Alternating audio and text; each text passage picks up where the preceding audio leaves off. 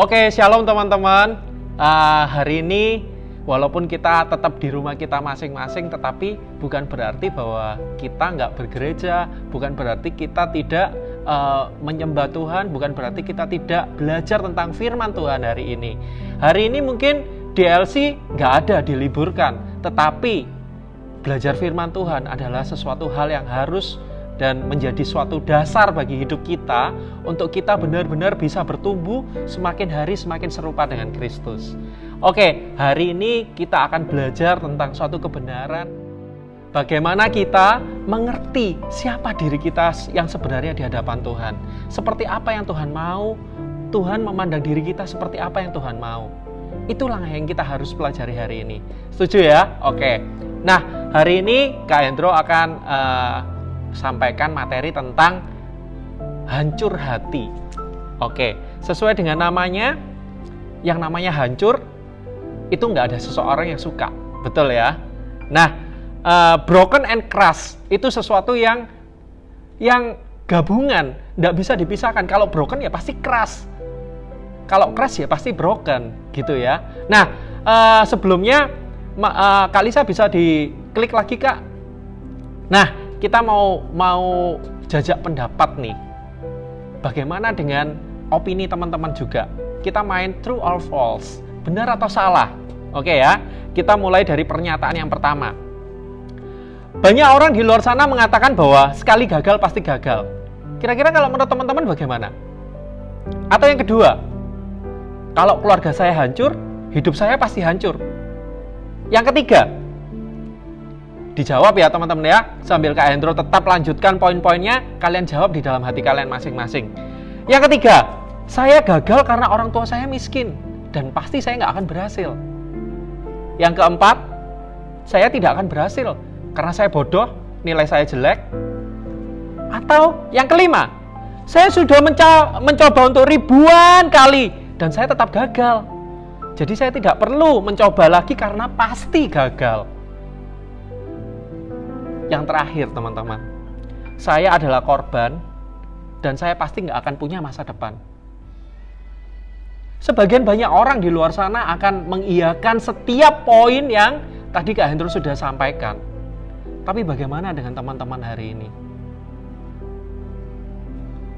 Orang dunia itu nggak suka dan nggak mentolerir akan sesuatu yang cacat, remuk, apalagi yang hancur. Betul nggak teman-teman? Kalau teman-teman lihat sekarang, kalau ada anak yang cacat atau bayi yang cacat, embrio yang cacat di dalam rahim seseorang wanita, berapa banyak mereka yang akan memutuskan untuk digugurkan? Atau kalaupun dilahirkan, mereka akan ditaruh di panti asuhan. Atau yang kedua, balang yang remuk pasti di-sale.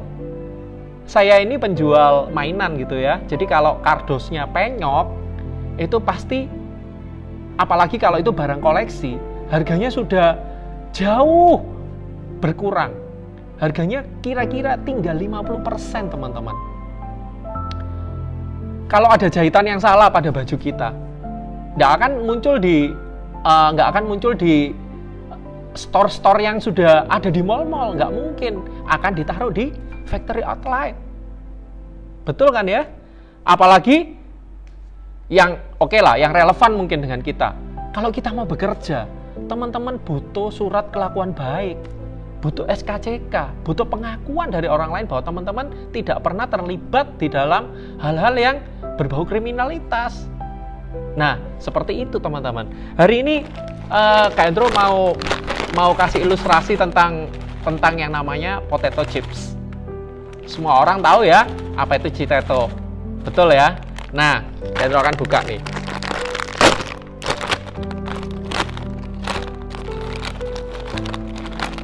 Kalau Citeto atau potato chips yang original, yang nggak sale, yang semuanya itu harga normal, itu pasti semuanya bentuknya bagus-bagus teman-teman. Hendro lihat ya, lihatin ya. Bukankah seperti ini yang biasanya kita beli teman-teman? Ada yang bentuknya remuk-remuk? Ada yang bentuknya remuk-remuk? Gak ada. Pasti seperti ini bentuknya. Siapa nih mau coba nih? Kak Lisa mau, Kak Lisa? Rio mau? Oh, nggak mau. Coba Rio. Nah, oke. Iya, enak Rio ya.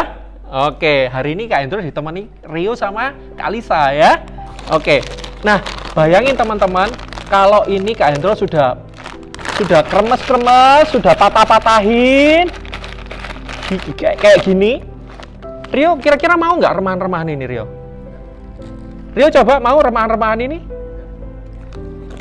Rio pun jawab nggak mau, teman-teman. Karena tangannya Kak Hendro nggak pakai hand sanitizer, ya. Nah, teman-teman, bukankah begitu?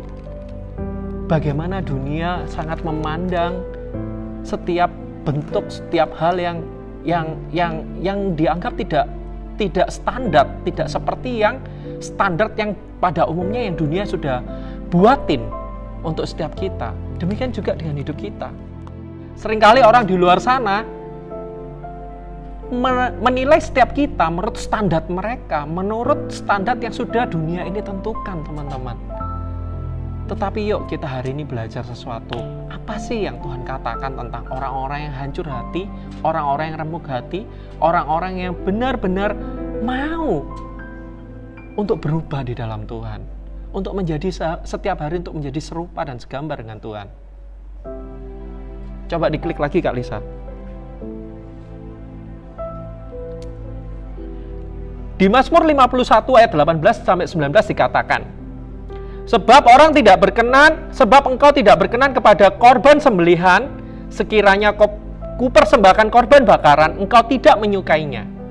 Korban sembelihan kepada Allah ialah jiwa yang hancur, hati yang patah dan remuk, tidak akan kau pandang hina ya Allah.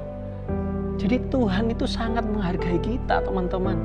Baik engkau yang hancur hatimu hari ini, engkau yang patah hati dan remuk hati hari ini, Tuhan memandang engkau hari ini.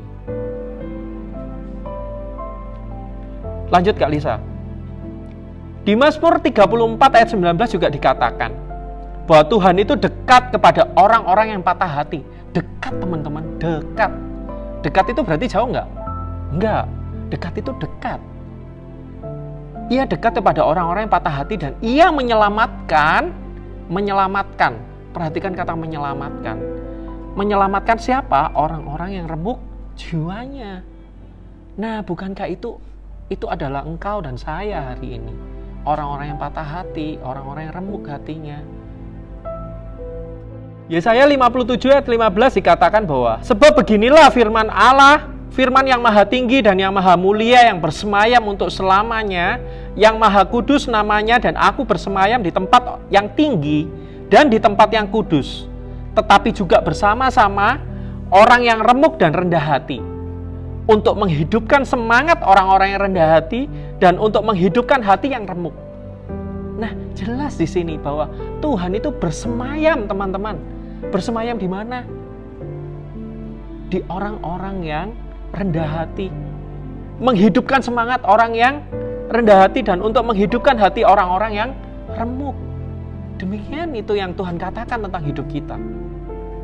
Jadi teman-teman, menurut Kak Hendro dan menurut firman Tuhan,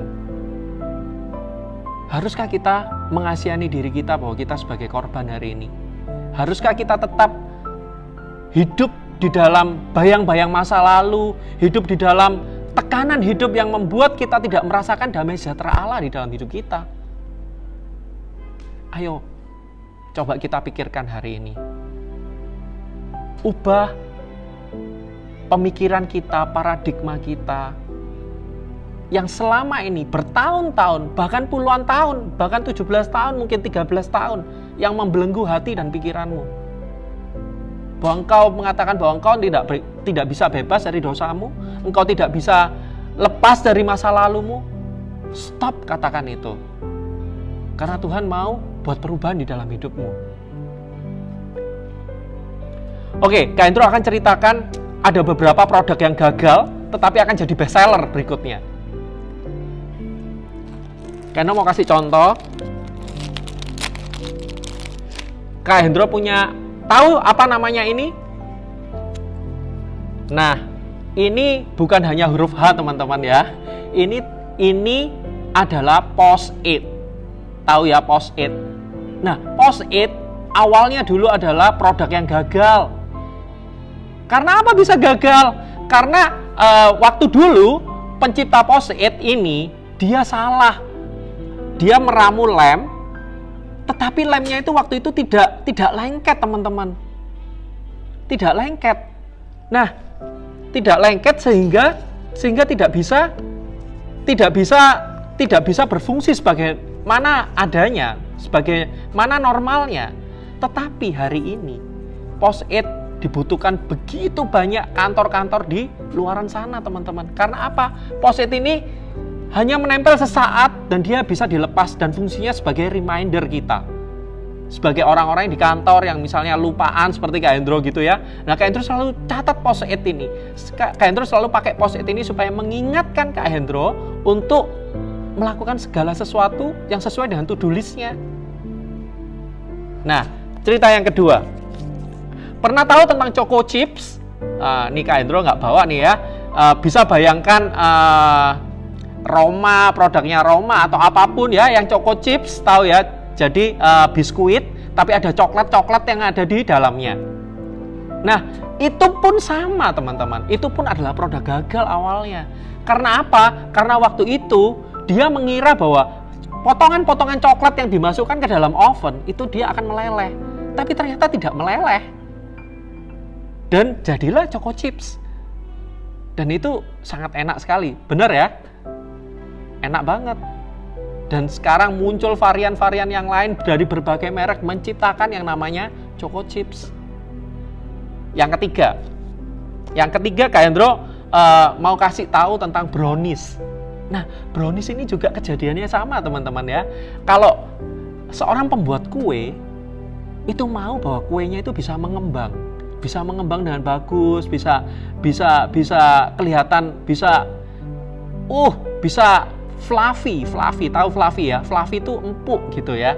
Nah, tetapi brownies itu merupakan suatu kesalahan, suatu produk yang gagal. Karena apa? Karena dia tidak bisa mengembang, tapi dia jadi bantat. Tahu bantat ya? Jadi artinya dia itu nggak bisa mengembang. Ya segitu aja. Bahkan menyusut. Tetapi hari ini setiap orang bisa merasakan apa yang namanya brownies. Setiap orang bisa menikmati enaknya yang namanya brownies itu seperti apa. Betul ya? Brownies ini bukan berondong manis ya. Jadi bukan itu ya. Brownies itu adalah kue, teman-teman ya. Oke. Ya, lanjut. Hari-hari ini Kak Hendro, kalau itu tadi contoh produk, tapi kali ini Kak Hendro mau kasih contoh dunia, tokoh dunia dan tokoh Alkitab yang mereka mengalami kegagalan, kehancuran hati. Siapa nih? Banyak ya. Ada Michael Jordan, ada Yusuf. Ingat Yusuf? Yusuf adalah orang yang nggak dipandang. Dia orang yang sangat hancur hatinya. Dia sangat hancur hatinya waktu dia dimasukkan dalam sumur dan lain segala macam, dijual, kemudian dijadikan budak, difitnah. Tetapi apa yang Yusuf katakan tentang dirinya? Dia tetap berkata benar tentang dirinya. Michael Jordan sampai berapa kali dia berusaha untuk dia bisa menembus batas yang namanya dia sebagai pemain basket. Ribuan kali, teman-teman, untuk dia bisa berusaha untuk menjadi seorang atlet basket yang luar biasa. Contoh yang lain, Musa, Ayub. Kalau teman-teman jadi Ayub, maukah teman-teman jadi Ayub? Kurang hancur apa Ayub? Segala sesuatu yang dia punya habis, hilang, bahkan meninggal, diambil Tuhan. Yang Tuhan tidak ambil cuma apa? Cuma satu, teman-teman, nyawanya. Tetapi semuanya, keluarganya, hartanya, apa yang melekat di dalam tubuhnya, termasuk kesehatannya, Tuhan cobai semuanya. Iblis cobai semuanya. Tetapi yang luar biasa, bahwa di dalam Ayub 42 ayat 2 dikatakan bahwa Ayub tidak pernah menyangkal Tuhan. Siapa lagi yang lainnya? Petrus. Kurang hancur hati apa dia? Dia menyangkal Yesus sebagai gurunya itu sebanyak 3 kali, teman-teman. Waktu Tuhan Yesus tanya, Petrus, apakah engkau mengasihi aku? Tuhan 3 kali tanya sama Petrus. Sampai Petrus akhirnya menangis. Karena apa? Petrus tahu hatinya hancur, teman-teman. Paulus juga sama. Berapa kali dia masuk dalam penjara, masuk keluar masuk dalam penjara. Banyak kali. Hatinya hancur, teman-teman. Tetapi Tuhan selalu beri kekuatan buat mereka-mereka ini. Bagaimana dengan kita? Kalau sudah ada teladan yang baik di luaran sana, baik itu tentang produk ataupun tentang orang, bagaimanakah dengan respon hati kita hari ini? Kak Hendro akan tutup dengan kita membaca di Yesaya 53 ayat 5. Tetapi ia tertikam oleh karena pemberontakan kita. Dia diremukkan karena kejahatan kita. Ganjaran yang mendatangkan keselamatan bagi kita ditimpakan kepadanya. Dan oleh bilur-bilurnya kita menjadi sembuh. Teman-teman, ini yang sudah Yesus perbuat di dalam hidup kita masing-masing. Supaya apa? Supaya engkau yang hari ini engkau belum sembuh, engkau hari ini jadi sembuh. Engkau yang terikat, engkau akan dibebaskan. Engkau yang punya paradigma yang salah hari ini, Tuhan gantikan dengan kebenaran yang baru tentang hidupmu. Engkau yang merasa gagal di dalam hidupmu, Tuhan akan kasih keberhasilan kepada engkau. Engkau yang mengalami depresi hari ini, Tuhan akan memberikan sukacita di dalam hidupmu. Engkau yang mengalami banyak tekanan di dalam hidupmu, Tuhan akan beri kelegaan di dalam hidupmu. Dan Tuhan berkata bahwa, kemarilah hai engkau yang letih lesu dan berbeban berat, aku akan memberikan kelegaan kepada engkau. Saat ini mungkin Indonesia bingung tentang corona, Surabaya bingung tentang corona, bahkan dunia bingung tentang corona. Tetapi satu hal yang kakak mau share hari ini, bahwa damai sejahtera Allah itu biarlah memerintah di dalam hati dan pikiran. Jangan biarkan damai sejahtera Allah itu lepas di dalam hidupmu, tapi biarlah damai sejahtera Allah itu memerintah di dalam hati dan pikiranmu. Oke? Kak Hendro akan yang terakhir, Kak Hendro akan kasih deklarasi buat harga diri kita malam hari ini, sore hari ini. Kak Hendro akan kasih tentang harga diri kita di hadapan Tuhan pada sore hari ini. Bisa ditampilkan, Kak? Deklarasi harga diri. Harga diri kita tidak ditentukan oleh penampilan kita dan apa kata orang, tetapi ditentukan oleh firman Tuhan, teman-teman. Kakak ulangi ya. Deklarasi harga diri. Harga diri saya tidak ditentukan oleh penampilan saya dan apa kata orang tentang saya, tetapi oleh firman Tuhan tentang saya. Jadi hari ini, teman-teman, please stop. Setiap pikiran-pikiran yang tidak berasal daripada Tuhan, hari ini dirobohkan. Hari ini Tuhan akan kasih pemulihan di dalam hidupmu. Tuhan akan kasih kesempatan yang baru buat engkau. Supaya engkau menerima pembebasan dari Tuhan. Supaya engkau menerima kuasa dari Tuhan. Engkau berjumpa dengan Tuhan dengan kasih-Nya, dengan kebenarannya, dengan kuasa-Nya hari ini. Dan itu yang akan memerdekakan engkau. Terima kasih, Tuhan Yesus memberkati. Amin.